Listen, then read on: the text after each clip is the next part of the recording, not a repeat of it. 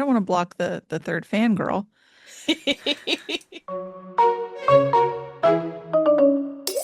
Welcome to the Incoherent Fangirl. Where we're hoping that you're hearing us because we switched hosting providers. Fingers crossed. Fingers crossed. I'm Mandy of Denison, Maine. And I am Karen of Foxfire. Welcome back to the podcast. Hi. As we said, we have switched hosting providers because of some fun behind the scenes things. Corporate greed. That's why. Yeah, pretty much. Our hours allowance went down and our price went up. Make it make So sense. we were they wanted us to pay more for less. Yes, exactly. And when Karen emailed, they were like, "But it's really bringing a lot to our customers." And we were like, Not us. "Not us. We're your customers, and it's not doing a lot for us, but okay." Yeah, so here we are. And we're hoping, we just transitioned, so we're hoping that everything is working correctly. Let us know. Let us know if you can hear us. How would they do that if they can't hear us? They won't. We won't hear anything if they can't hear us. But if they are hearing us and they say, "Hey, confirmed, we can hear you." You see? My brain hurts. Anyways, we're moving If on. people can hear this and they tell us they can hear this, then we know that it's heard, Yes. that it Okay. worked. Great. That's where my brain was going. Correct. Yes. Your brain was Okay. going out in the clouds. I think I'm just like suffering from mild heat stroke or something. I don't know. It's just hot. Okay. Anyways. In our timeline, it is September 4th, and in y'all's timeline, it is September 12th. Mandy is almost on a cruise. I'm very mad at you. It's fine. I'm fine. Everything's fine. My brother is getting married in a month, which is going to be insane. I don't get it, but here we are. We have this joke in my family where it's always the second child that gets married first. And Oh. good on him for continuing this tradition. Well, we have a joke in my family that the youngest of two is batshit crazy. So thank God I'm the oldest. It's a long running family tradition. That's funny. I like that. All right.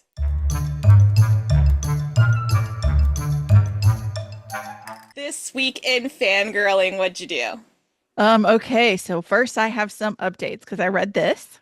Again, I read The Living and the Dead. I made a lot of notes and I had a bunch of sticky notes. And when I went back through, like I have some notes in the margin too. When I went back through, I would take them out and that's how I knew the thing was done. So final edits are done, except for I keep like, what if in the acknowledgements, like the version you have probably has a spoiler in the acknowledgements where I was like, what if somebody reads the acknowledgements first? They're going to know the ending. Oh. Let me fix that. Last night I woke up and like made myself a note to immediately Quick go in and fix question it. to listeners. Do you read the acknowledgments before you I read the don't book? think people do, but it would be my luck that somebody I would be know. like, I'm "Oh, I read I'm it." like legitimately curious though, like because I feel like most people just don't read the acknowledgments at all. True. I read them because I I want to read know who them. made the book happen. I read them all the time.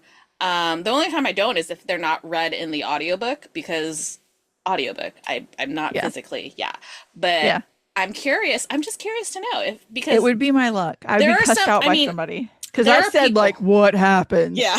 Well, there are some people, oh, I know exactly what you're talking about. But there Yeah. are some people who read like the last page of a book or the like last chapter of the book before they start the book. And so I'm like, do people do that with the acknowledgments too? That's curious. That's a Yeah. good, I was like yeah. No, something my about like I anxiety hate would, that blank had to blank yeah. and blank had to blank, and then I was like, I just changed it to that ending. Yeah. Pretty- Yeah, I can see, I would have that exact same anxiety for sure. yeah. So final edits are done. They are loaded into Ingram Spark and Amazon. Arcs have gone out. Like people are actually reading it, and that is the scariest thing I've ever done. This is the scariest thing. Like I feel like it has to feel like this has to feel like what it feels like to be holding your newborn. Like something you worked at really hard and it's a part of you.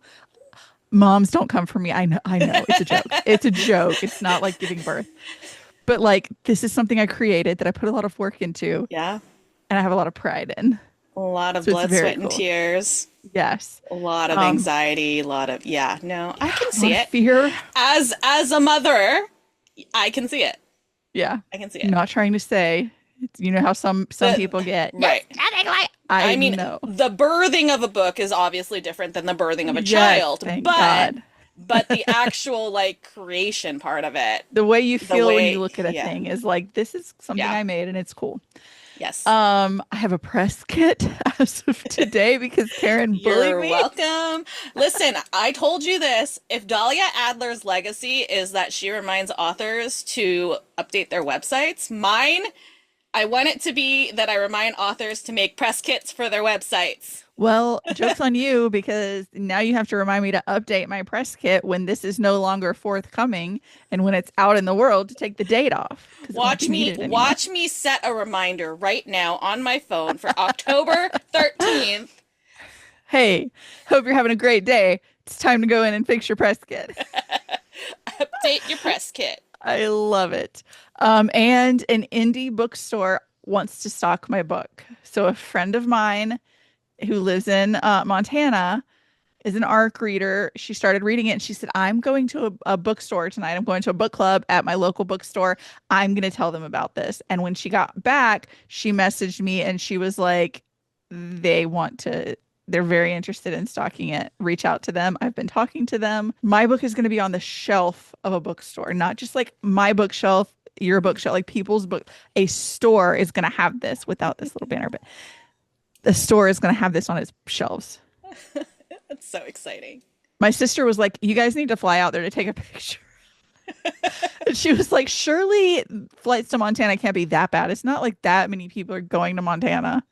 I said, I think that's where Yellowstone, like the I show and all of that I feel like that's is accurate. I don't filmed. geography, but I feel like I that's don't accurate. either. I would like to So, show you that it is officially on my phone. yay! There is Thank a you. reminder. It's gonna I happen. told you today, I literally would not survive without you. I don't know how I would function. How do people function without a Karen? I have no idea. Well, they I have can't no have idea. me.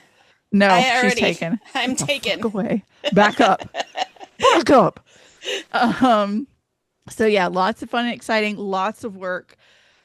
Who knew that the admin side of writing the book would be just as, if not more strenuous than the actual crafting of the story? Oh my Lord. So I've spent a lot of time again with this book and with my laptop. But over the weekend, when I was laying there trying to go to sleep, I put on With Love Megan season 2. We all know by now I ride hard for Meghan Markle. I'm pretty sure Meghan Markle's in the acknowledgments of my book. I am like fairly, let me put my eyes on it. I I am would fairly believe it. certain she is. Yeah, Meghan Markle's in the acknowledgments of this book. I I love her believe that it. much. It's same as the season before, just her and her friends in this cozy little $1 trillion cottage, cottage in Montecito with her dog Gus at her feet, which Gus has unfortunately passed away since filming, but he lived the best life. He was a shelter dog. She got when she was like single and it was just her and Gus, and he rode to her royal wedding in the car with the Queen of England. So Oh, Gus had a great life. Don't worry. It's just like a cozy little warm hug. I write it down for her. I have no notes. People hate her and I don't understand. Every time she comes across my like a news article or something across my socials, I look at the comments and it's nothing but hate for her and I don't get it. They're like, she people seems are just disingenuous. She seems, fake. And I'm like, she seems like the most, when people are talking to her on the show, her whole demeanor is in listening to them. Like she asks the most thoughtful questions and she's like, her whole body language is, I'm listening to what this person is saying. They are my sole focus. How is that not genuine? yeah. I Oh, mean, it's always the hateful people who don't do shit like that. So they right. have to spread that. Exactly. Again, So, misery loves company, and they sure are miserable. especially around her, Yeah. and it's awful. Anyways, I'm not done with it. I've just been like putting it on in the background. If I'm like doing my makeup or something this weekend, I put it on. Okay. And then Josh and I binged The Institute. Have Hmm, you heard about The Institute? I don't think so. Okay. It pisses me off that people haven't heard of it. The only reason I heard of it is because Ben Barnes is in it. And Like I Oh, love okay. Ben Barnes, so I keep up to date on what Ben Barnes is doing. Right. But it's so stupid. It's on an add-on, so you have to have Amazon Prime, and then there's an MGM Plus add-on. So it's an Okay. MGM Plus exclusive show. So you have to have two subscriptions to get it. Is there not an MGM Plus just streaming service? Maybe. I know that we got to it through Prime, and then it was like, oh, if you want to watch this, you have to pay $7. That's interesting. Yeah, I feel There like may be there are its own tile. I feel like there are add-ons. Like I think you can do like Paramount Plus add-on from Amazon. So like I Yeah, think I guess that there's makes an sense because I option. can do that through Verizon too. Yeah, Yeah, okay. So you don't have to have two streaming not platforms. I'm necessarily. less pissed now. But it is MGM Plus. It's based on a Stephen King novel and it's Ben Barnes. Need I say more? Um, Wait, you watched something based on a Stephen King novel? I'm my You. mother's child. Yes. Oh yeah. My I was whole family are Stephen King people. I I was don't like that necessarily feels read his stuff because it's scary. that's what I was like I feel like that's too scary for you. You should read 11/22/63 though. I read that and that's good. That's the one where they're like trying to go back in time to prevent the Kennedy assassination. Oh, It's okay. really good. But I love the Kennedys. Jack Sloshberg. Don't make me think about Jack. Anyways, okay, it's got Ben Barnes. Unfortunately, he's not a slutty little villain in this show. So Rude. that kind of takes it out of it. And he's putting on an American accent, which he struggles a little with. Hmm. I could tell Josh was like, I think he's doing great. I guess because I listen to Ben Barnes so much that I know when he's doing a great job talking and when he's struggling to talk. Valid. So he plays Tim Jameson, and he's a cop who leaves his job for reasons. And at the beginning of the show, he's hitchhiking and he gets picked up by a trucker who's carrying books, like big boxes of books. And she says if he'll help her like load and unload, she says, I'm going all the way to Denison, Maine, and I can drop you off at the public library there. That's as far as I'm going. So he says, okay. So the first like montage you get is Ben Barnes carrying around boxes of books. Name something better. Name like I could watch that for hours. Name a better thing to watch on to put on your TV than Ben Barnes carrying around books. Oh my All my favorite goodness. things. If there'd have been a dog there, shut the fuck up. Dead. I'm done. So he, being a former cop, he goes to the police office or police department, and he's like, "Hey, you got any jobs?" And they say, "Actually, we are looking for a night knocker." So a night knocker is basically like a watchman. Back in the day, they would go around to all the businesses and knock and then like check the door to make sure all the business is locked up. Then they would just patrol for anything strange. They don't carry guns or anything. They're just like a patrol late at night in small towns. So then we also have Luke, who is this 14-year-old kid who at the very beginning of the show, he's doing like SATs with like Hmm. kids, you know, 3, 4 years older than him. And he like aces the test. And so it's like sets up that he's like a genius. He's Hmm. like a mental prodigy, super genius, super smart kid. So he goes to bed one night and he's kidnapped. And he's like, this is the scariest thing ever. Well, then he wakes up in his room. So he's like, oh, it was a dream. So he gets up and he like goes to go out into the hallway and he opens the door and it's not his house. He's in like this clinical, like sterile environment that's just like concrete and windows and tile. So he's like, what the fuck? And there's this girl and she's like, yeah, you're in the institute. You've been taken because you're really smart and you have abilities and you have to do what the adults say. So the adults, there's 3 adults that are running the show. They're like, you're now part of a super secret classified mission. Um, Everyone who's ever known a thing, everybody in your third grade class has had their memories wiped of you. They don't know you exist anymore. You're gone from the outside world. You don't exist. All of the kids in the institute have these super high IQs and apparently access to supernatural abilities. So telepathy, telekinesis, things like that. They start out in the front half, and once they test well, once they get to the point that the adults say they're good, they get moved to the back half. Kids in the front half never see what goes on in the back half, but they're told you do the back half, you graduate, you go home, you go home. It's Stephen King. We know better than that, that the kids are That's not just my worst nightmare. Everybody I've ever known just erased. I'm just forgets you erased. exist. That's Yes. that's terrifying. It's the scariest thing ever. Terrifying. And it's like we were both watching, and some of it is like, this is so fucked. Like this is so his mind is a scary, scary place. I'm just like, that has so many just ripple effects. Yeah. Like imagine if I was erased, the whole there's a whole podcast.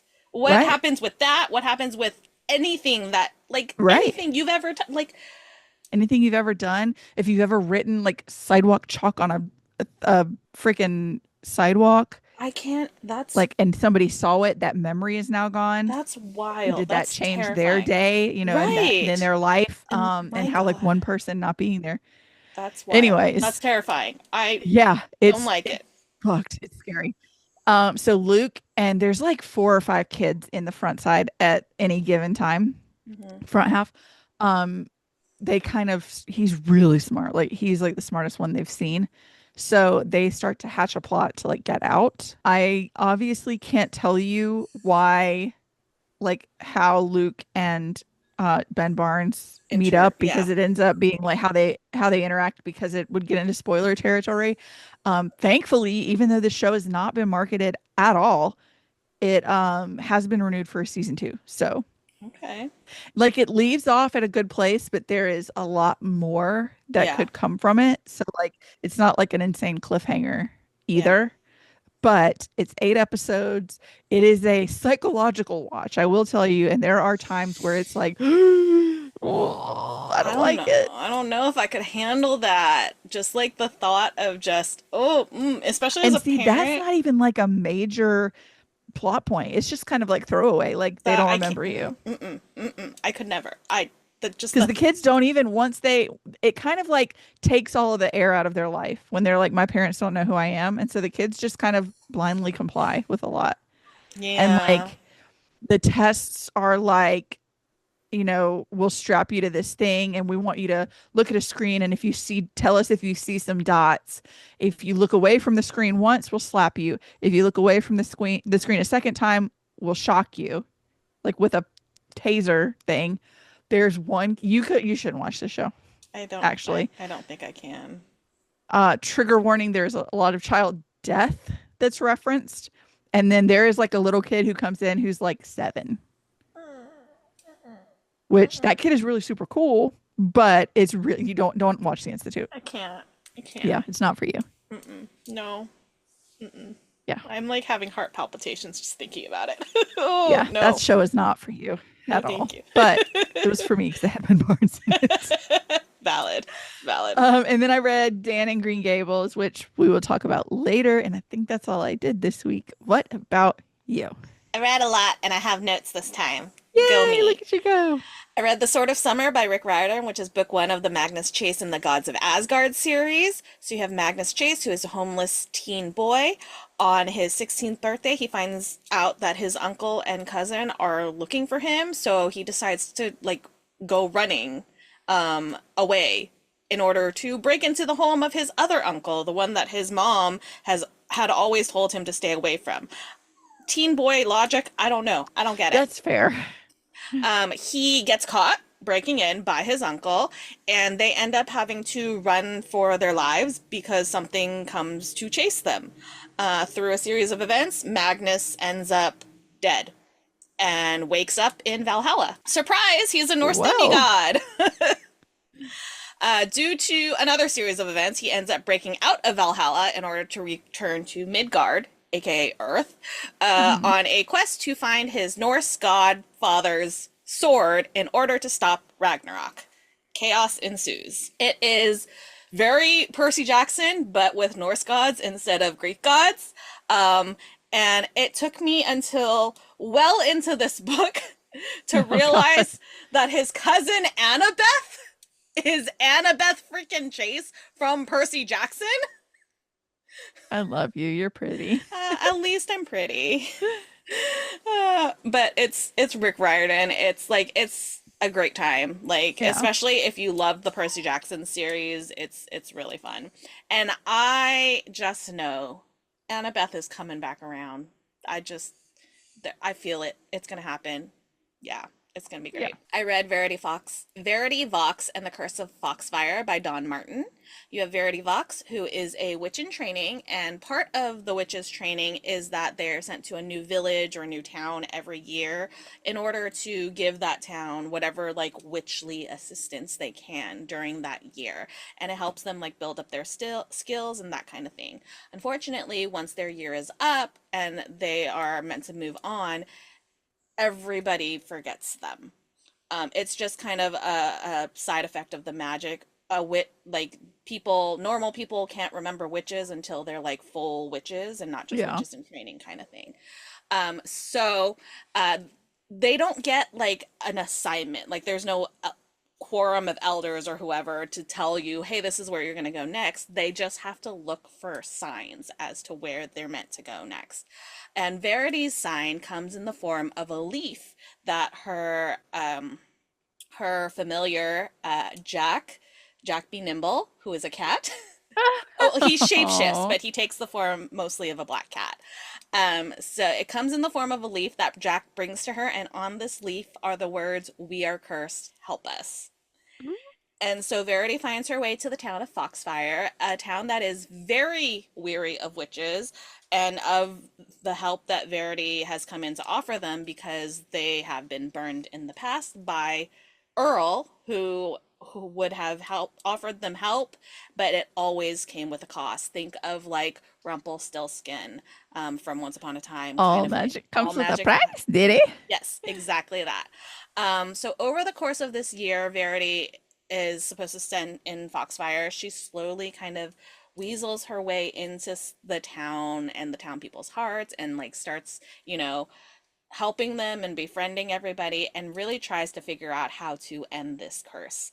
And it is very much, it's super cute. It's very like Kiki's Delivery Service vibes meets Appalachian legends and folklore kind of thing. Ooh. And I really enjoyed it. I'm hoping because it's got like so much buzz around it right now. It hit the New York Times bestseller list in this first week.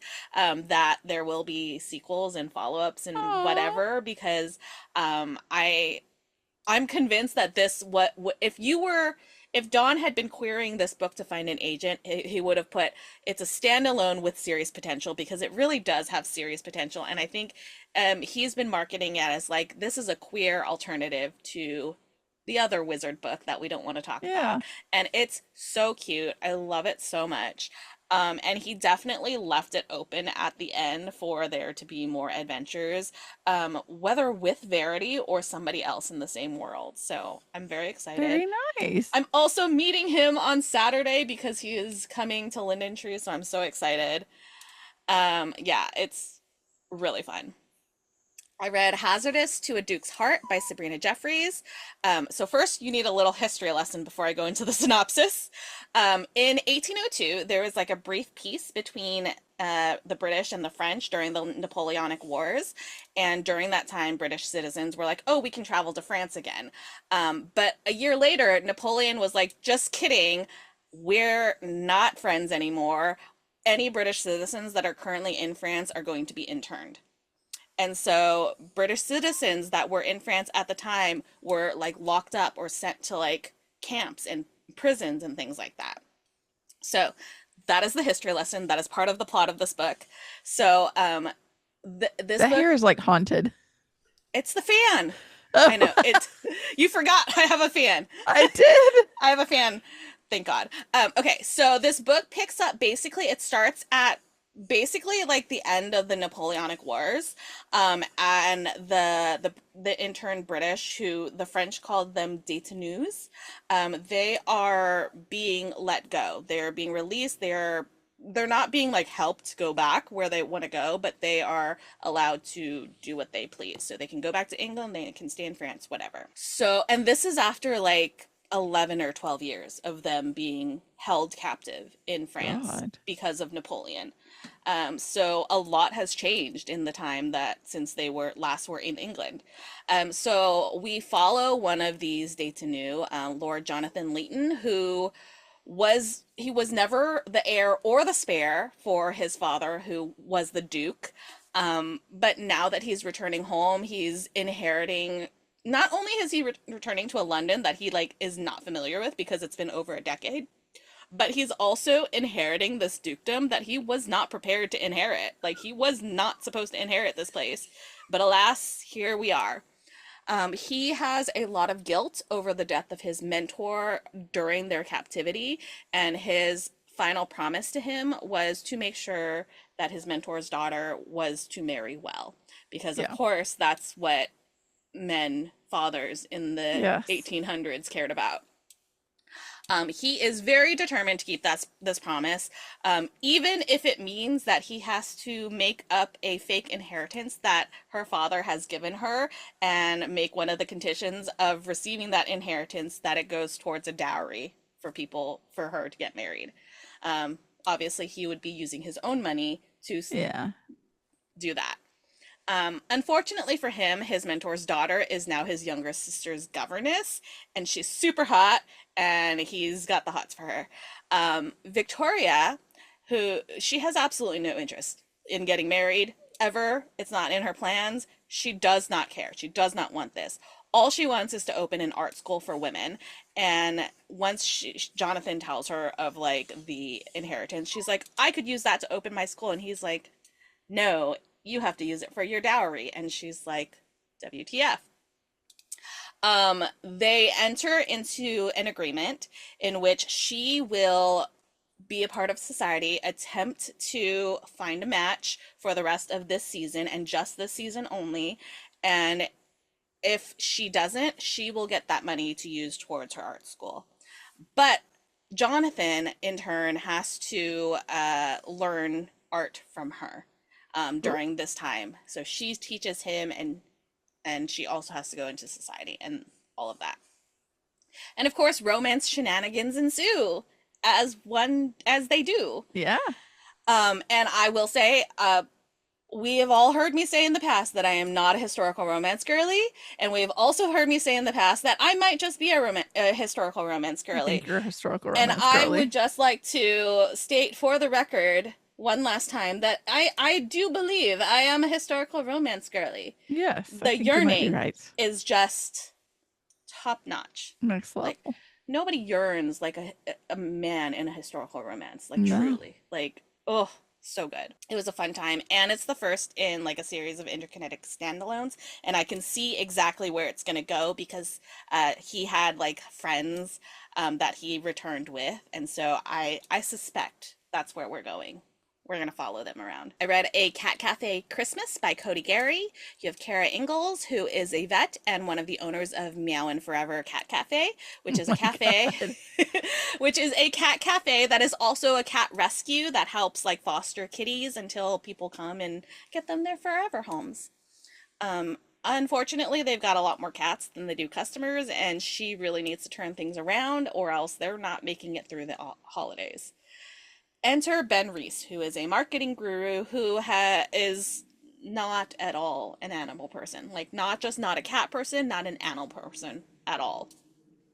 They have a bit of a meet cute disaster when Kara is trying to go to work, and she shows up and she runs into Ben, who's just standing there looking at the cafe that has a line going like down the block. And Kara's like, what is happening? This is not normal.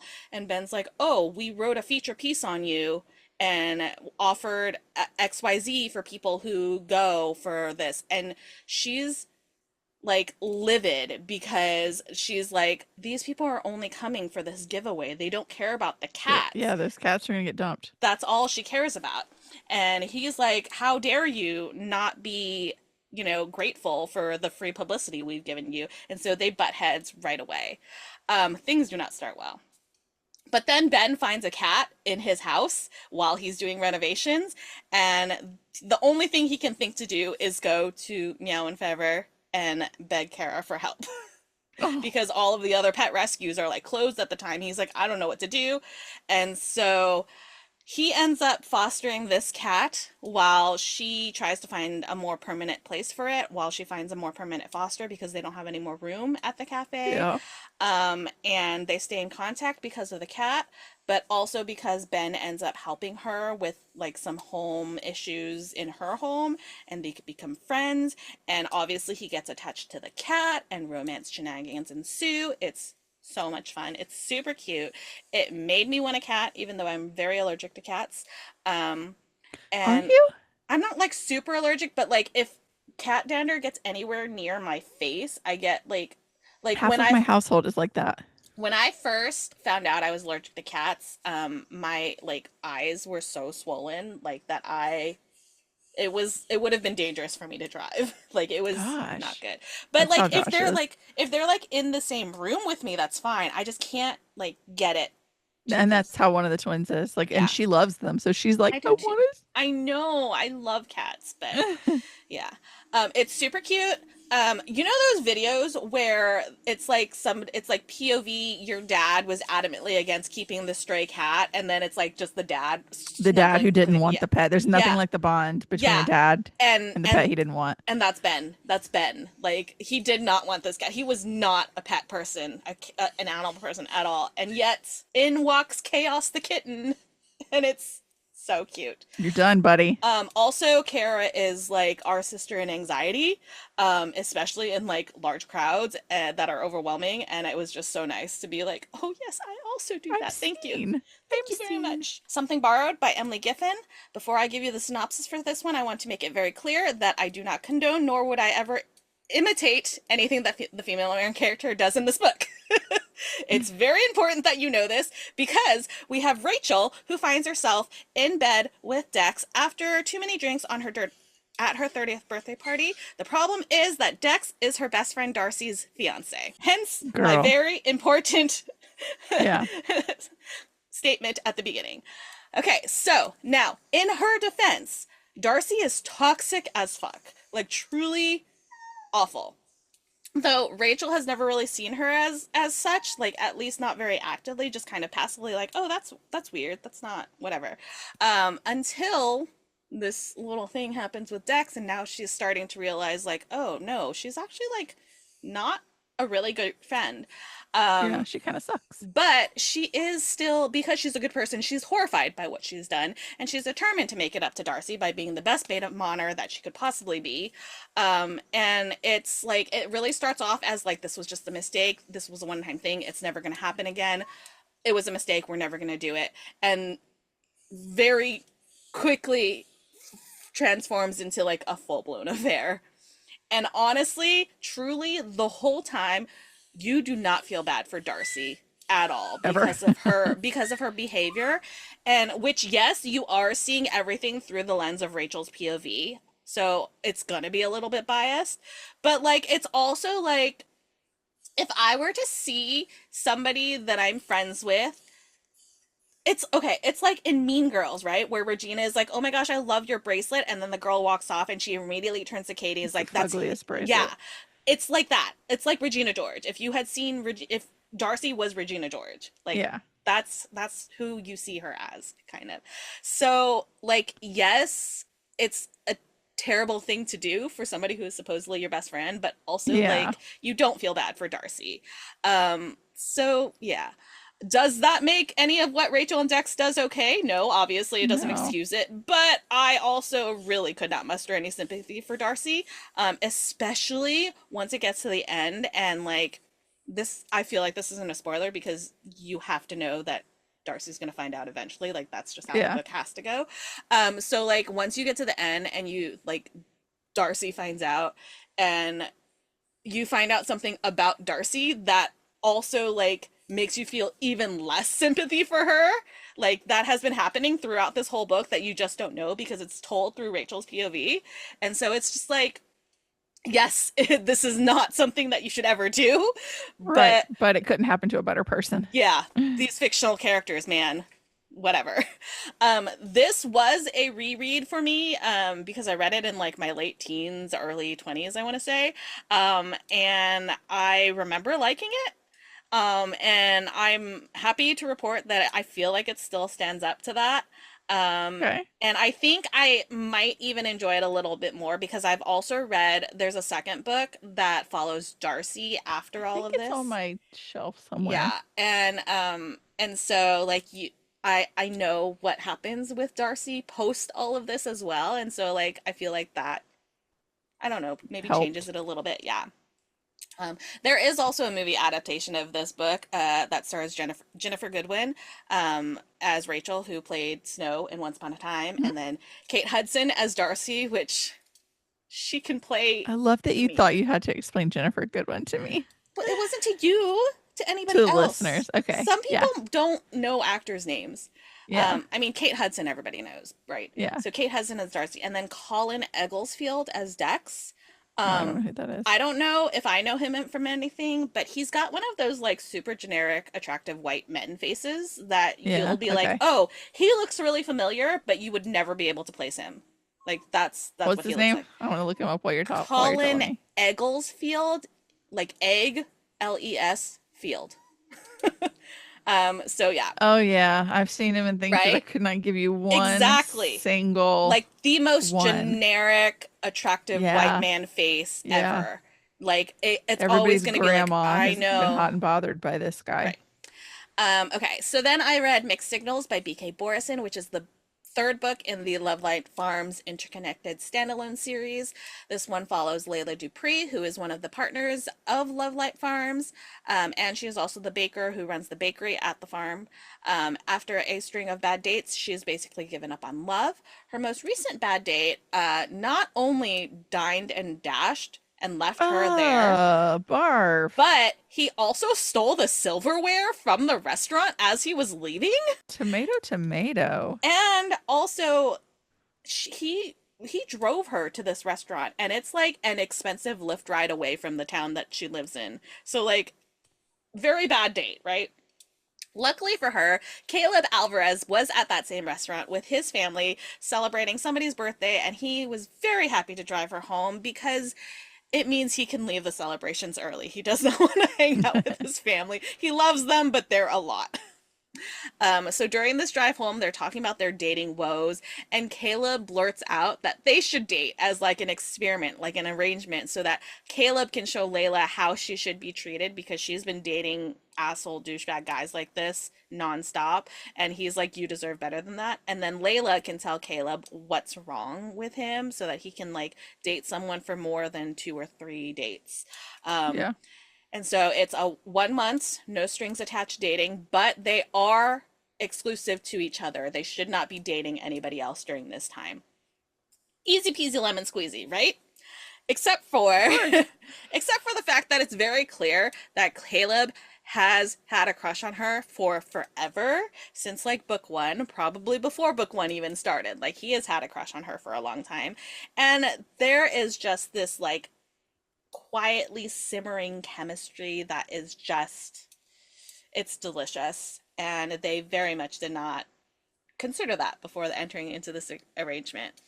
It's truly so adorable, and also like so frustrating, especially during the story beat in the third act, because as we know in romance, there's either a conflict or a breakup in the third act. Yeah. That's just one of the story beats of a romance, and it's literally it's not even like miscommunications. It's truly all about personal insecurities and like nothing else. So you're really just like sitting there like screaming at them to like think better of yourself, like get Stop. it Yeah. together. Like ugh, it's so frustrating, but it's so so good. The Darkening by Sonia Mara. This was another read because I wanted to finish the duology, but it's been 2 years since I read this book, so I remember nothing at all. Storygraph reminds me that I read it in August 2023, so I probably talked about it on the podcast, so I'm not going to talk about it again because I've already talked about a lot of things. So we're moving on to The Possession of Alba Diaz by Isabel Cañas. You have Alba, who is adopted into this family, and her parents are getting ready to like marry her off, and she's like, absolutely not, I refuse. So she convinces her like childhood best friend, Carlos, to propose to her so that they can be engaged and get married. Because now her family can't really say anything because his family like owes her family a lot of money, and so he's like, oh, you're not going to call in debts on your in-laws, and they're like, oh, that would be, yeah, so it's a whole thing. And so they end up going to this mine where Carlos's family like either owns or is like part owner in or whatever, and she meets Elias, who is also whose father was, I think, one of like the owners of the mine, and so now he's passed away, and he's come to basically make XYZ amount of money and then leave so that he could get out of Yeah. there. He does not want to be anywhere around. Um, but things start happening. Somebody dies, and Shit. Carlos, or no, Elias gets blamed because he has like a criminal history, and um Alba's like, no, she goes to the priest and she's like, no, it's not him. I can tell you for sure it wasn't him because of XYZ. And so the priest is then like, okay, bet. And it goes and is like, y'all, this is not it. And I mean, the possession of Alba Diaz, like it says it all in the Yeah. title. You know where it's gonna go. And so it is like low-key romance because of Alba and Elias, but also like horror because ooh, things are happening and demonic possession, and Mm-mm, that's not for me. it was very good. I scary. It's scally, but it's good. Isabel is really excellent at this just horror. Yeah. Yeah, it's so good. And also Dan in Green Gables, but we'll talk about that shortly.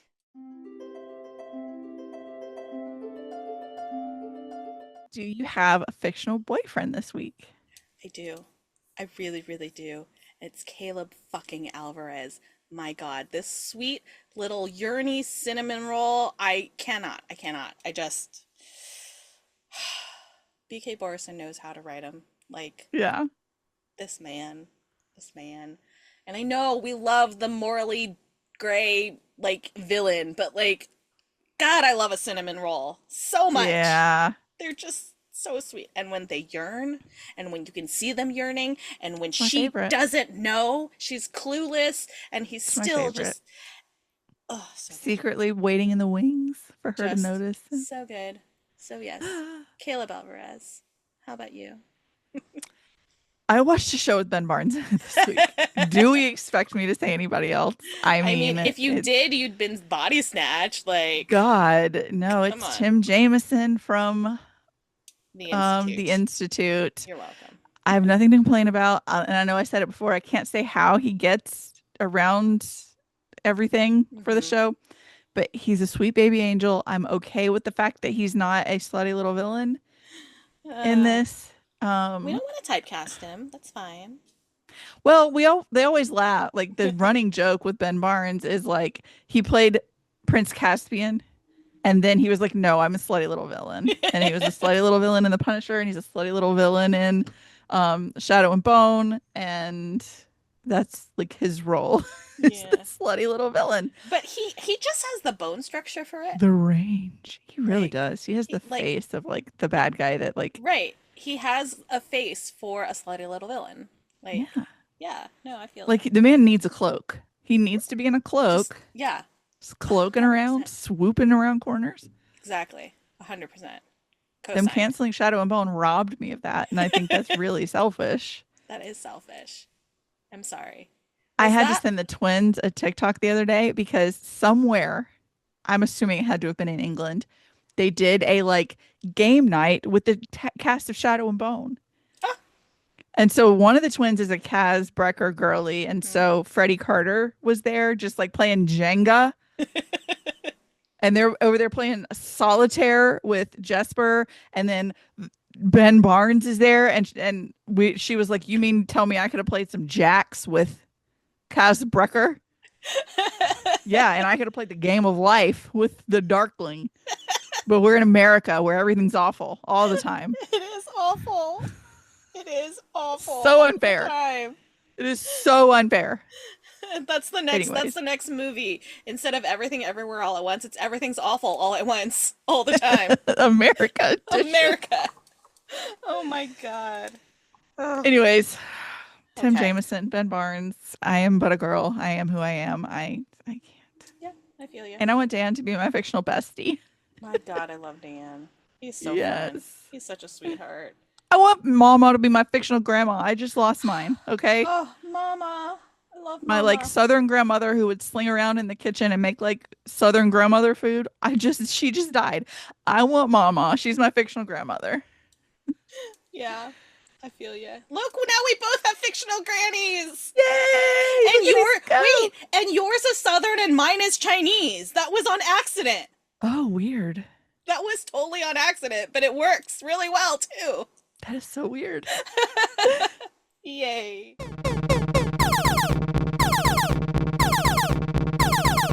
That sound means we have an intruder Oh, I'm alert. so excited for this intruder. Me too.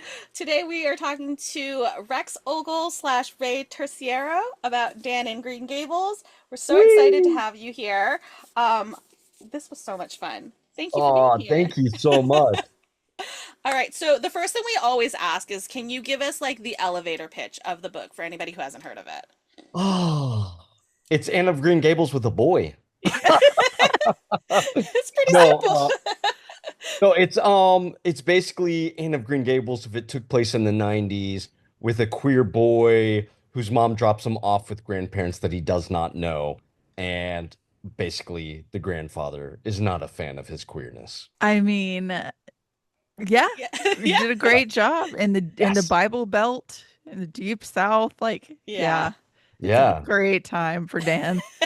Mhm. I need to know like what the writing process is for a graphic novel because I feel like it has to be similar to writing like a traditional novel, but then not at all the same either.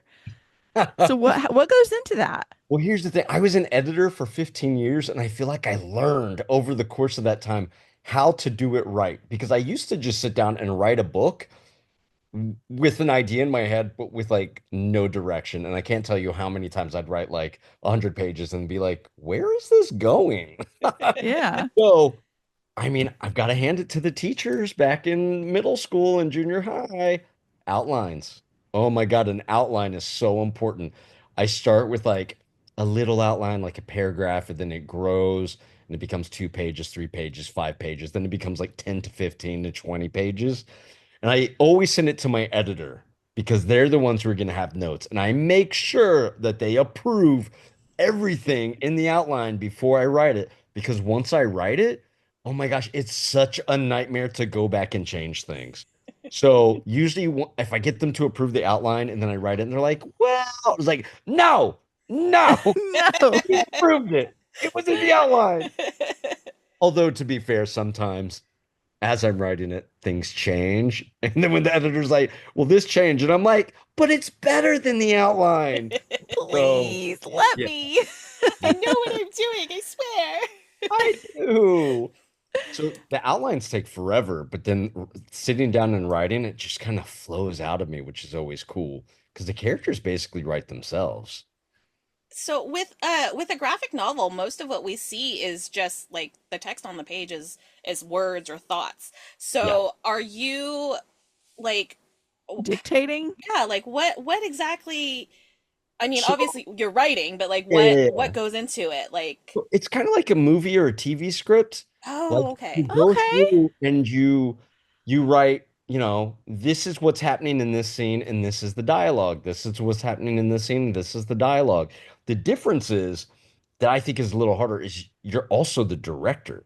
So you're not only giving like setting cues, but also visual cues. And on top of that, the trick to, in my opinion, a good graphic novel or a good comic book is that every single page or the 2 pages is oh my gosh, my brain just stopped. A Glad it doesn't just cliffhanger. happen to me. There's like a little mini cliffhanger at the end of each spread. So you want to turn the page, and also all the action should always move from left to right so that it's drawing the eye to turn that page, turn that page, turn that page. Um, yeah, so there's little That is tricks of the so trade that I smart. picked up. Um, But yeah, the artist, when they get a hold of the script, I mean, I want them to just have fun with it. I don't want them to be miserable. Like if I'm like, do you like dragons? Because I'll put a dragon in the book, or they like cats, they like dogs. I'm like, well, let's get a dog in there. Like I want the artist to have fun drawing it. Yeah, for sure. It's a I collaboration. mean, the art in this book is insane. There's one point, I think it's the first feast that Mama Oh makes. my I'm like, gosh. I Yep. am Southern. My Yes. grandma cooks like that. I, Okay. s- I saw I'm that like, and I was want to go to ready to get up and grandma's. like go eat. I was like, this is Yes. mouth watering. Like, I my did. God. I was on the free lunch program as a kid, and like we were really poor, so I didn't always have meals. So I noticed that in all my books, there's always food. I love food. Food Oh, is Yeah. great. And so yeah, I also think that certain foods will resonate with people. Like Mandy, you said you're from the South. So yes. yeah, you know what biscuits and gravy are like. Heck yeah. I just made some biscuits and gravy last weekend. I was like, I'm hungry. I could do this. Oh man, I love it. What is how collaborative is it with the artist? Like once you've written your script, you just hand it off and say you Yeah. go, or do you like are there steps or parts where you get like maybe sketches and get give Yeah. feedback kind of thing? So with every artist, it's different, but typically I give them the script. They do sketches or pencils first, and then I go through there and, give them notes because like the outline, like they want to do the least amount of work at the back end as possible. So I'm like, in the outline, I'm like, I try to give all the notes up front, and then they go to inks, and then either they do their own colors or they pass it off to a colorist, and then it becomes lettered. Um, but yeah, and with some artists, like they'll hit me up by text and be like, I'm having problems with this, or I can't visualize this, or I have 8 ideas. Which one do you like the best? And then some artists like don't talk to me at all. Oh God. So I'm like, to each their own. I want everyone to be comfortable. Oh my gosh, I love Oh, I love that. that. Well, speaking of comfortable, we're going to talk about something that's not comfortable at Oof. all, and that is the Southern Baptist Church. I did not grow up Southern Baptist. I'm Episcopalian, and we loved everybody. Oh, I love that.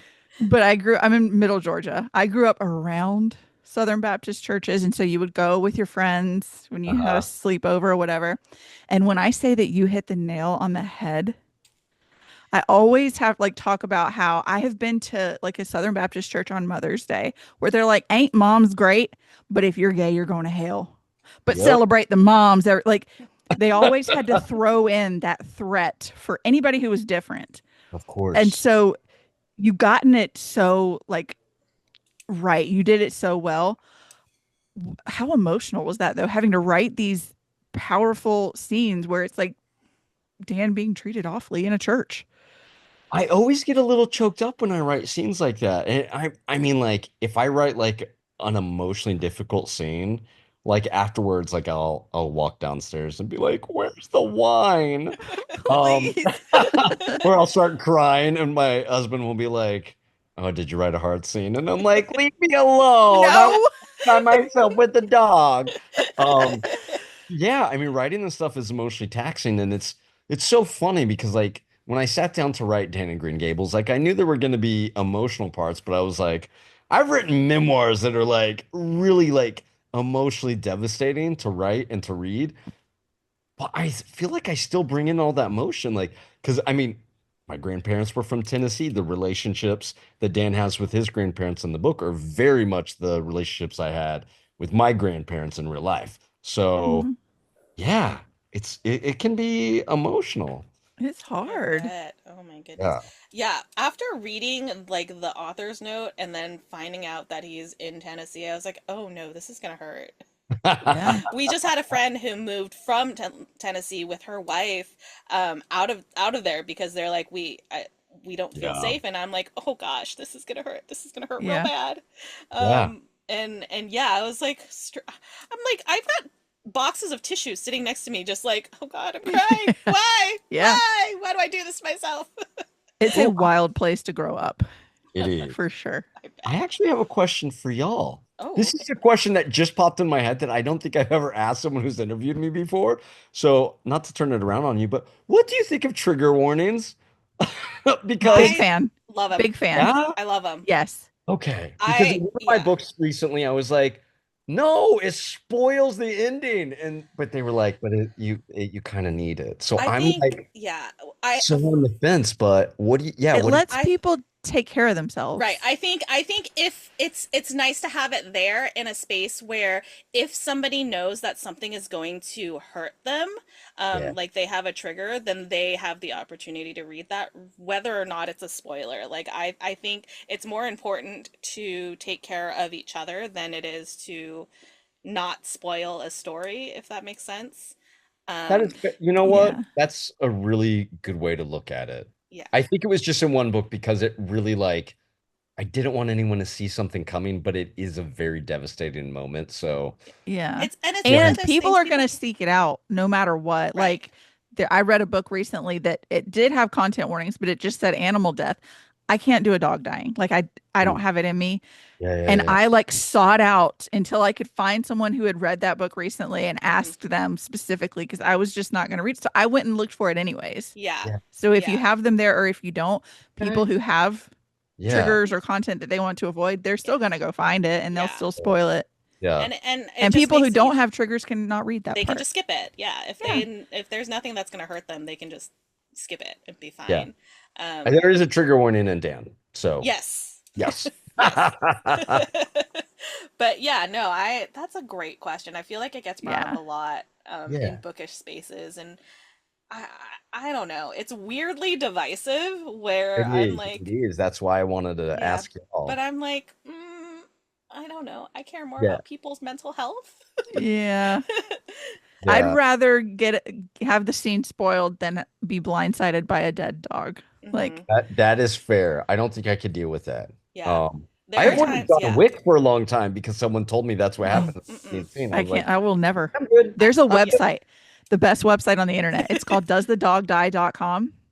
And Shut up. movies, TV shows, if a dog shows up on screen, I look at it and my husband knows I'll just get up and walk out of the room and he's like, "Well, that dog's not gonna that That's how dog's my not gonna best make it. friends are She's with gone to their bed." cats. Oh my Oh, gosh, they can't. They can't. And that movie, there's a movie recently on Netflix, and it's like so traumatic with the cat, like the whole movie. Oh yeah. I Okay, can't so it's not just dogs. It's like it's called Does the Dog Die? But it'll say like does an animal die? And people can leave like a comment that says a horse at Yeah. this minute. Okay. Does Yeah. someone break a bone? Does someone, is someone Yeah. sexually assaulted? And it like gives common triggers so that people can see if they can watch the movie or not. that's Yeah. so I amazing. want to make that for like books, like a website, but I don't know how. I'm not that tech savvy, but like I would love to make a database where it's like, yeah, you're safe to read this book. Yeah. Or Yeah. no, don't Yeah. do that. Yeah, for sure. Okay. Derailed the conversation. No, Apology. No, it's a this good is conversation. great. It's like an important conversation to have, quite Yes. frankly. I Yeah. think, especially nowadays, like people are just doing so much to like shock others and then people get hurt and yeah, so I think it's a Yeah. great Yeah. conversation. But returning to Dan. Um, Yes. yeah, I want to say that Mama is our fucking queen. Uh-huh. I More. love her. Love her. Can you talk about her just so I can give her a little attention because I love her so much? Yes. Yeah, so she's kind of a mixture of two women in my life. The first one being Peggy June, who was my real paternal grandmother. And then after she passed away, this was such like a it was such a her thing to do. Like she got cancer, she knew she was going to be going soon. She wrote a list to my grandfather and said, "These are the women I want you to marry in this order so that you're never alone." And they were all women from the church. Oh, And he did exactly what she said. He married the next one. And then when she passed, he married the next one. And that one was Ruby, who's the other person who Mama is based off of. We call her Mama Ruby. And Mama Ruby has known me since I was born because they all went to the same church. So, and she's still alive. She's still kicking. She's like, whoo, she's getting up there. But oh man, she is still out there in the garden every day picking oh vegetables and fruit. And she's Oh, my like, God. oh man, my hillbilly relatives come from Hardy stock. My great grandmother lived to be, I think, like 103. I mean, she had a baby doll God. that she carried around and thought it was her baby. Um, So she wasn't all there, but she did kill a chicken every day. And eat My it. grandmother, she passed recently and she had a baby doll too that we just were like, that's right, that's your baby. You're good. Yeah. Yep. She slept with it every night. So she was not all there, but yeah. And Oh whatever my. brings Southern her comfort. grandmas, man. Love it. Has she read Dan? Like, does she So know? yes, she actually called me and she just went off about how much she loved it. She was like, "Oh, Dollywood." Because here's the thing is that where my dad is from, Sevierville is right next to Gatlinburg, which is like all in the Smoky Mountains where Dolly Parton grew up. So Yeah. I like went to Dollywood when I was 6 or 7 for the first time. That's imprinted on me. I love it. Oh, yeah. I Yeah. had I've been to Dollywood. no clue. Yeah. I had Yes. absolutely The no clue that best. it was like that like Yeah. I don't It's know. not a small thing. Yeah, that Yeah. is it's Yeah. so cool. That is so I've also cool. been in the room with her, which is the craziest thing ever. Oh. I mean, I didn't like get close to her or What? get to touch her, but my Yeah. we took my mom to see 9 to 5 at the Yeah. Fox in Atlanta one year. And like it's over and everybody's like getting their bags and everybody starts screaming. And I look up and Dolly is standing on the stage. And it was like, Yeah. what do you do? Oh Not, my You're not just gonna goodness. sharing lie. air. One of my favorite movies and one of my partner's favorite movies of all time. Best Little Whorehouse in Texas. Yeah. I'm from Texas, so I mean, it hits all the right places for me. Dolly Parton, Burt Reynolds God, yes, yes, on the sold. whorehouse. Oh my goodness. I What's not to I love. like? listened to her it was like Behind the Rhinestones little memoir she did a couple years ago as I was like doing a home improvement project. And it was like literally sitting there listening to like your best friend's grandma tell her life story. Just Oh, that accent and like I don't know, yeah, just the way she talked. It wasn't like she was reading. It was like she was just sitting there telling you all of yep. her stuff. And every So time I good. talk to my relatives in Tennessee, that's exactly what they sound like because that is the county Right. you grew up in. It's crazy. I Yep. always love to like not to get insane, but people bring up how like billionaires should exist and I'm like, "No, they shouldn't because Dolly could be one, but she's not because she's a good person and she gives all her money away." Hmm. I mean, her book program is insane. It's like Oh my Right. God. single kid in Tennessee gets a book. No kid goes without a book. I'm like, Amazing. if I had Incredible. money like her, I would 100%. Yes. I'd be Absolutely. like, I'm gonna one up Dolly. It's gonna be 2 books. Hey. Oh shit. Watch out. She's like Oh. the gold standard. If you ever like people say like what would Jesus do? What would Dolly do? Mhm. Do that and you're on the right path. Do what Dolly would do. WWDD. Yeah. WW I bigger than should make that DD. into But shirt. What would Dolly do? I yeah. love making my own shirts these days. It's so fun. Really? Oh, Yeah. that's fun. I just made one with Dakota Johnson's quote where she took down Ellen. She's like, "No, Ellen, that's not the truth." I don't know if y'all seen that clip, but Yeah, where she the better birthday party. And yeah. Ellen's like, you didn't invite me. And she's like, "Yes, I Yes, did." I did. Oh my God, I So love good. that so much. Oh my God. What was the inspiration for you to write this story? Like why? I mean, Yeah. I read through it all. I know why Anne of Yeah, Green yeah. Gables, but like what was What the about kind of Anne? Yeah. what, what was What was the it about Anne? So for me, growing up, all the books I read were, white people. And I'm, half white too. I'm also half Mexican. I'm also queer. I also come from poverty. And I didn't feel like there were a lot of books that resonated with me as a kid because that's what I wanted. So instead, I gravitated towards sci-fi and fantasy because I was like, there's no books that represent me. I'm just going to go over there. Mhm. Um, but then my abuela was always pushing me to read classics. And every time she handed me a classic, she'd be like, find something in it that you find special.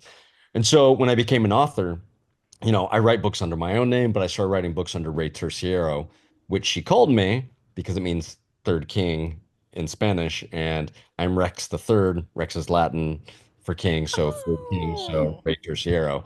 But all those books are classics that I take and I retell them modern day graphic novels, young adult, and yeah, they all have like a queer, diverse, modern twist.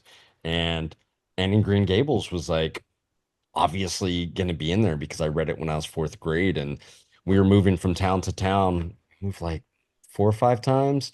Uh, and I had a copy of Anne and Green Gables that basically I stole from the library because my mom didn't let me return it when we moved.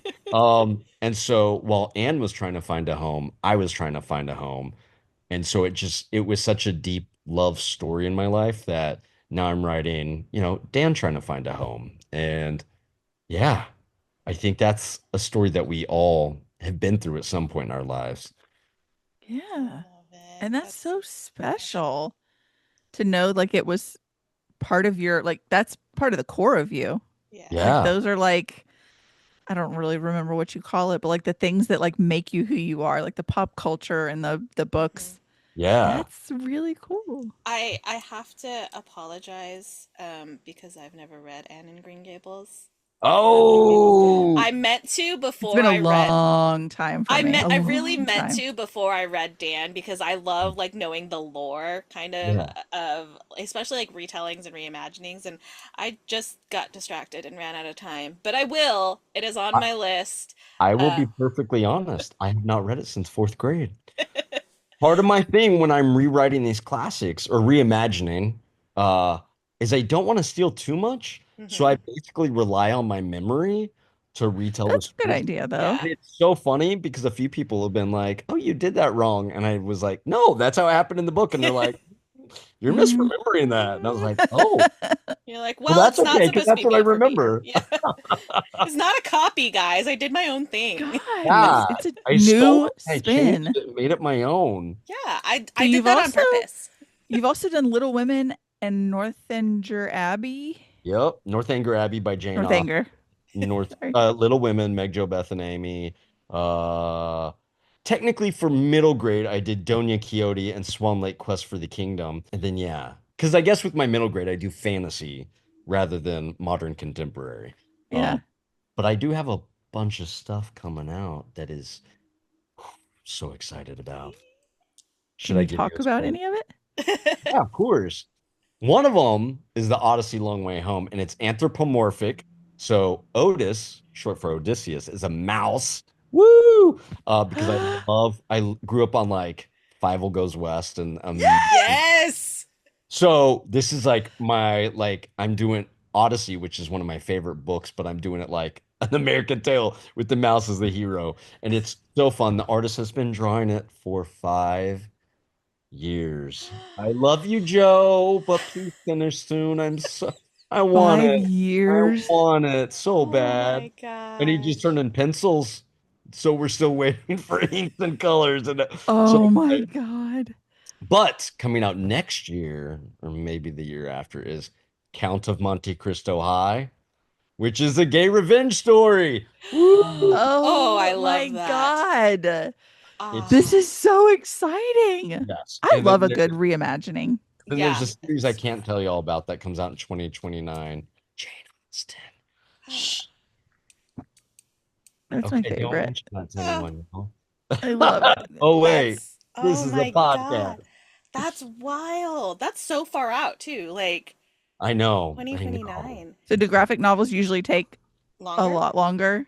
It depends on the project, it depends on the artist, it depends on, I think there's a new technique that publishers are starting to figure out, which is if they stockpile a story, then they can release books every 3 months rather than once a year. So it becomes like a streaming service. Like you get it rapidly rather than having to wait long periods of time Right. and lose interest. Get that. I have noticed that. Yeah. Yeah. Yeah. Now Do that you I mean, you say like it out loud. Dungeon Crawler Carl, Lore Olympus, Heartstopper. I mean, mm-hmm. yeah, they're getting all this stuff on the web and then they're just pumping it out. And Yeah. I mean, it's a smart business model, that's for sure. It Makes becomes a sense. talking piece. Do Keeps you people hooked. when you're going into something, do you already know the artist that you're going to be working with, or does that come after? Depends on the project. Some like with the Odyssey Long Way Home, like I met Joe Casanova like 15 years ago, and I was obsessed with his artwork, and I was like, please work with me. and I just stalked him for a while until he finally caved. And then our first pitch didn't go anywhere. And then a few years later, I pitched him Odyssey. He did these amazing sketches, made me cry a little bit because they were so beautiful. And and yeah, we got the Odyssey under contract. So I mean, that's the thing. He's taken a while, but oh my God, is his artwork It's beautiful? worth it in the end. Oh, I love It's it. gorgeous. So with him I chose, but with different projects, like I came in with Count of Monte Cristo High and Dan of Green Gables, not knowing who I wanted to work with. And like I found some people who would be cool, then the designer found some people who would be cool. We compiled the list and then, reached out. We're like, are you interested? Can we afford you? Do you have time? So that's always a factor too. That's really cool. That is Yeah. There's things you don't think about when you're like holding a graphic novel, like, but Yeah. all of the hard work that goes into it from so many different perspectives right. Yeah. to get this end result. Yeah. Truly, I never thought about it until literally just now talking Yeah. to you. I'm like, Yeah. oh wait, I want to know about this. And I will say this, and I'm not poo-pooing on anyone else's art for their graphic novels. I'm 100% not. But there are artists who can draw so fast. And their art is more like vague, more emotional. Usually it's like watercolor. And then there's like artists like Dave Veleza, who I'm working with on a graphic novel series called, well, it's Four Eyes Pizza Face, Fruitcake. Uh, and his art is so lush and so detailed. I'm like, Dave, stop drawing the backgrounds. And Joe is the same way. And Claudia was the same way with Dan and Green Gables. I'm like, it's beautiful. It's gorgeous. And I was like, but just draw faster. Yeah. I'm just impatient though. I mean, because The at the end of chicken's the day, detailed enough. Yeah, what, that's what Claudia did is like, I mean, she drew every leaf in those pictures, and I'm like, oh, I love you so much. oh, I love You it. do a really good job. Yeah, it's She did. beautiful. She did. Okay, we don't want to keep you. We do want to keep you forever, but we're not going to keep you forever. But we do have a couple of questions that we always ask. Yes. One of those is we have a segment on the podcast that we call Fictional Boyfriend of the Week. Ooh. It doesn't have to be a boyfriend. We just pick a character that week that it Okay. was a character that we really resonated with. Karen's had a fictional granny. I've had a fictional son, fictional friend Uh-oh. groups. Yeah. Do you have any fictional characters, books, TV, movies, whatever, that you were like, that is a character that everybody should know? Oh.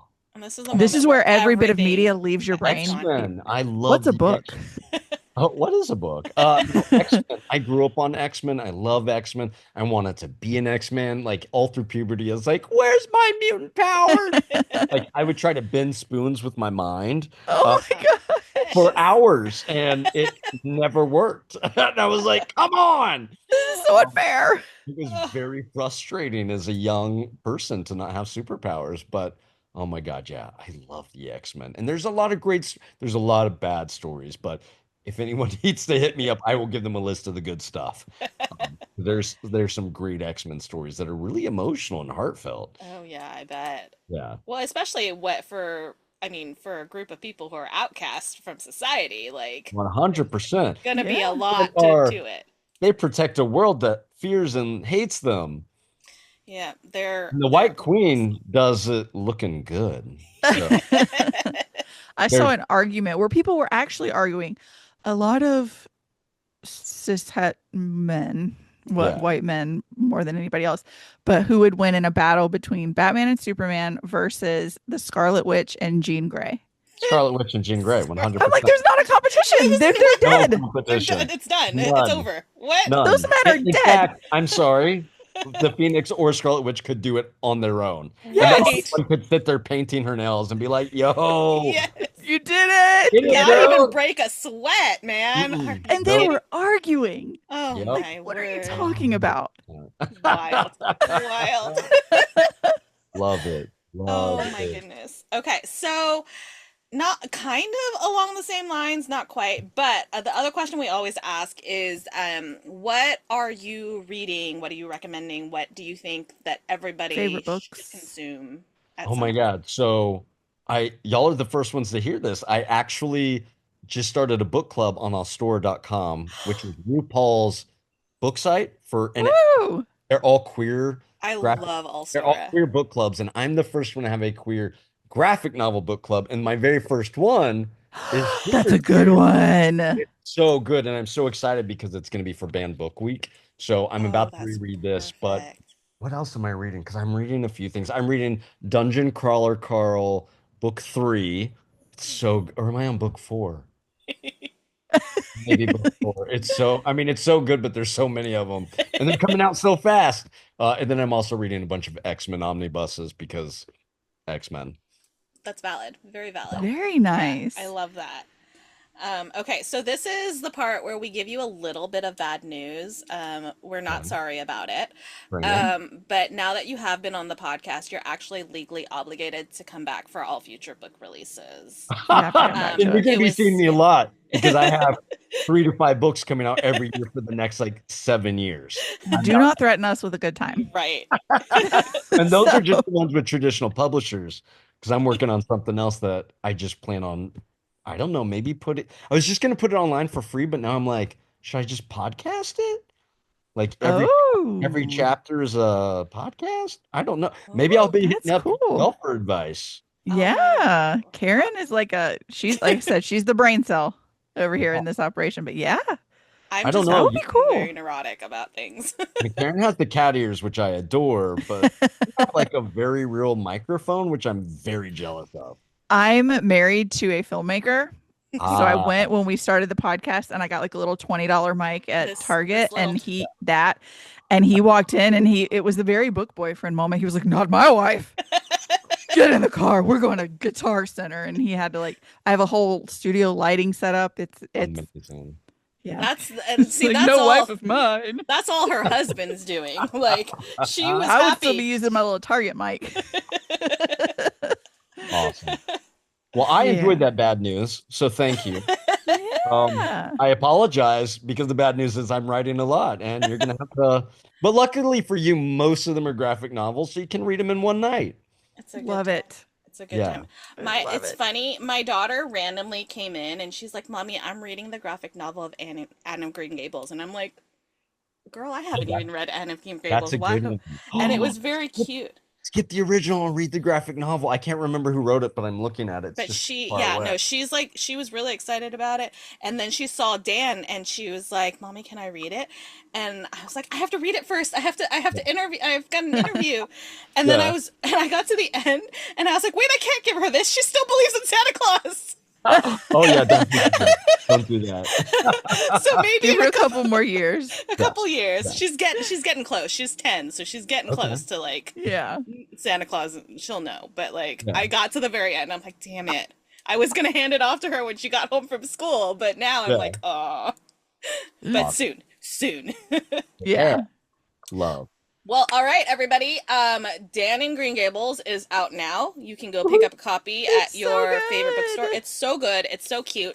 This art, like, it's so pretty. Insane. It's So good. wild. It's so Like good. the food in it is gonna like I'm kind of mad that I did not have like some Southern grandma cooking because I'm like, catch me on a flight. I'm coming to you, Mandy. I need some biscuits yeah, and come gravy. on. Like oh, I was so hungry reading this. So yeah, thank you so much, Rex, for being here. This has been so much My fun. pleasure. I think I just realized that y'all are recording me visually, which is I was like, I would have had the book too. It's just it's way over there. No, You're you're great. good. We have it. We have We it. can own it. Wonderful. Thank you. Exactly. Thanks for having me. I really appreciate it. Thank you so Thank much. you for We will being talk here. This has been soon. so fun. I look forward to it. All righty. Have a Well, good one. okay, Bye. Bye. I am obsessed with him. Love him. That was My so face much hurts fun. so bad. That was so much fun. I He's got such good energy. He does. I like am trying really desperately right now to remember because he was at Y'all West and he was part of SmackDown and I can't remember what he did, but Oh, it yeah. was during one of those it was like the like not trope battle, but like they gave two authors you had to defend one thing or the other. Yes. You remember? Oh, I forget what his gosh. was, but I remember it being I remember it funny. being wonderful. Yeah. Yeah, he was just I just like can't remember the topic. yeah, he was just like XYZ. Okay, that's it. And that was it. And Yeah. like and just kept going and it was so funny. But Gosh, I wish I'd recorded the whole thing. me too, my God. But oh, so much fun. I love him. I love him. Yes. Such a blast. Yay. You guys are going to be hearing a lot of Rex on the podcast because we just want to have him back and talk to him some more. 100%. My God, that was so much fun. Okay, I think it's time for an announcement, right? Yes. All right, so next week we are talking to Heather M. Herman. Yes. I was like, Words are what's the hard. initial? Lady or the Tiger. I'm very excited. I feel like cowboys, like Western things are really in right now.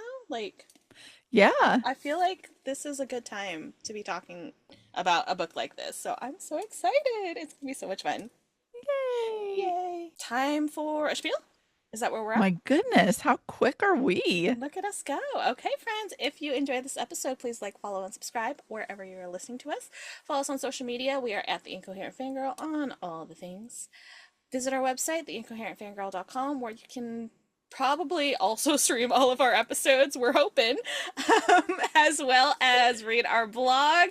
I'm trying to be better. I've written 2 reviews, like, I'm not even trying to be better. I want to be better. I want to be better about writing reviews. I am just like, I'm reading so much. I should be like actually taking time to write things. And so I'm trying. There are 2 new ones this year. I wish they would make AI that just took the thoughts in my head and made it into a cohesive review. Right. That AI I would be okay with, where it's just my thoughts. And that the energy comes from you. Like the energy comes from me, from not wasting thousands of tons of water. Exactly. Just knowing that what I would say about the book I just read and it appearing. That, and also if you could download the book that I'm writing onto paper, that would be great. Yeah, the movie I'm watching in my head. Right. Write like, it in the I book would like in the other format people. that I would make it. Right. Yeah. Yeah. My energy, not right. the world's. It comes from within. Comes from within. I could just lay for an hour and just think my chapters. Like, I would just take it from me when I'm sleeping. I'm not doing anything anyways. Like, it's all running there anyways, so like just take it. God. Yeah. Why couldn't we have been born with the brains of inventors? I said that to somebody. I forgot who it was. It might have been Rebecca, and I said that to them, and they were like, "This feels like a Black Mirror episode." And I'm like, "Wait, does that mean can somebody be working on that then? Please? Please, somebody help us." Like, I'm in, please. Hours upon hours every day of typing. My God. My little fingers are tired. My little fingies. All right. If you would like to watch our incoherent nonsense, it's real fun too. You can subscribe to our Patreon because you will get early access to podcast episodes, full video episodes, and some bonus content, which is always super fun as well. And the other thing you can do to help support us financially, as we are traveling through lots of nonsense on the back end here, is to shop our merch store. theincoherentfangirl.com/shop. Mandy made lots of cute stuff, and you should go buy it because it's super cute. Yeah. Represent us. Come on, we're fun. We're super fun. We're cool. Imagine if you're just wearing an Incoherent Fangirl t-shirt and people are like, wait, what's that? That sounds interesting. And then you get to be one of the cool kids and tell them about your 2 besties on the internet. Favorite obsession on the internet. My husband wears his fictional boyfriend of the week shirt. I love it. Love it, love it, love it. So go shop. Do it. Perfect time. Right before the holidays. Come on, guys. And if you have any comments, questions, concerns, suggestions, design ideas you want to tell us that we're pretty, we will accept all of that in our inbox, theincoherentfangirl@gmail.com. We love hearing from y'all. Yes. And of course, a free way to support the podcast is to rate and review wherever you are listening to us. Please give us your words. We love words. Yes, we like them. Pretty please, people. Thank you so much. She is at Mandy Perv on all the things. She's at Ms. Made in China on all the things. And once you followed us on social media and you followed the podcast on social media, you're going to head over and do some internet shopping with our internet besties because tis the damn season to start preparing for the damn season. Yeah. First stop, HereComesTheNerd.com. You're gonna get all your cute pins and artsy goodies. Add code Fangirl to your cart, and you'll get 20% off your first order. Then you're going to head to onceuponabookclub.com. You can subscribe. You can just buy some random one-off goodies. We have 2 codes that you can choose from. They don't stack, but we'll love you no matter which one you choose. You're going to use either code Karen10 or Mandy10 for 10% off, but you have to make sure you spell Karen right, or we're not going to share any of Mama's dinner with you. Yeah, no. I would not want to miss out on that. Honestly, though, I probably won't share it with you anyways. Fair. I like food. We'll send you to the Institute. Oh shit, you're getting sent to the Institute. I'm very, very strict about my name, guys, okay? Yeah, you're getting sent to the Institute. You better watch out. Somebody who will not get sent to the Institute because I would be lost without her. Amber D. Lewis. We love her. You love her, obviously. So Yes. what you need to do is go to her website, amberdlewis.com, get 10 of everything from the store into your cart, add code Fangirl10, and then you'll get 10% off the entire cart, and you've gotten one of everything for free. Like, what better deal is that, guys? Yeah. I mean, come on. Come on. Be so for real. Do it. Do it. And last but not least, you can support my whole family. We'll support this show husband by following at Borna Josh on all the things. The Searchers podcast. So at Searchers podcast on all the things. That's my other podcast with him and his business partner. At Searchers Believe is their paranormal investigation group. If you go to searchersbelieve.com/shop, you'll find some merch designed by yours truly. If you use code Fangirl10 there, you'll get 10% off. And then we also have Stream Beacon TV. It is our paranormal horror true crime streaming service that when we're recording, supposedly tomorrow, the Daily Mail article is coming out about what I told you guys last week, Jack Osborne. So you should be able to Google now and see that I'm not lying. I wasn't making it up. This thing I've been teasing forever, that we have a show coming with Jack Osborne. I should be flying the beginning of October-ish. Still no firm dates to record our podcast with him. It's a fun time. So you're going to want to be subscribed to Beacon. You go to streambeacontv.com, and if you use code Fangirl10, you'll get 10% off your subscription. And last but not least, I know you want to buy my book. It's The Living and the Dead. It's about a dead girl and a reaper who would die to get her to look at him. And it's yearny, and it's got a really fun girl gang, and I love it. And if you go to aepurvis.com and buy any of the stuff and you use code Aaron Warner, you'll get 10% off. I could have done Fangirl 10, but I would not be myself if I didn't make something about Aaron Warner. That's so valid. So yes. true. And I want y'all to stay tuned because later in this, at the end of the season, there may or may not be something that I am planning as a surprise for Miss Mandy here. She has no idea what's going on. No, I don't. I've made request of her and told her you are not allowed to ask questions. To mind my damn business. You just have to. I just need you to do these things for me, pretty please. She's like, do what I want. There are literally. You'll know one day. There are literally 3 people in the world who know exactly what's happening, and I am one of them. So it's gonna be really exciting. I'm excited. It's gonna be great. It's gonna be such a fun thing to bring the living and the dead into this world. My infant, my baby that I birthed. Your baby that you birthed out of your brain. Out of my brain. All of these words. I wrote them all. You did it. I do that a lot. I just flip through it and I'm like, every single paragraph. That's me. I was telling Josh earlier, like, you know how people are like, did you ever think when you were 10 that you would? Yes. If you went back and told my 10-year-old self I wrote a book, she'd be like, yes. Like, I can't believe that it's done. And like, I'm like amazed that I like followed through, but like, I'm not surprised that I wrote a book either. I used to write, it's in the acknowledgments too. My 2 best friends in middle school and I would get together like every weekend and we would write long stories about the guys from O-Town, NSYNC, Freddie Prinze Jr. falling in love with us. I love it. So, I was just cleaning the other day and I was going through, there was this bag of like old notebooks and like binders and things, and I was going through it and I was like reading through to see if there was anything that was like actually relevant to today or if I could just toss it all. And I found like old stories that I had written. oh, Like they weren't long. They were like beginnings of stories. So it wasn't like yeah, I hadn't gone anywhere with it, but but I was like reading it. still, I was like, "Oh, I was supposed to do this. Like this yes, is something that I wanted to do." exactly.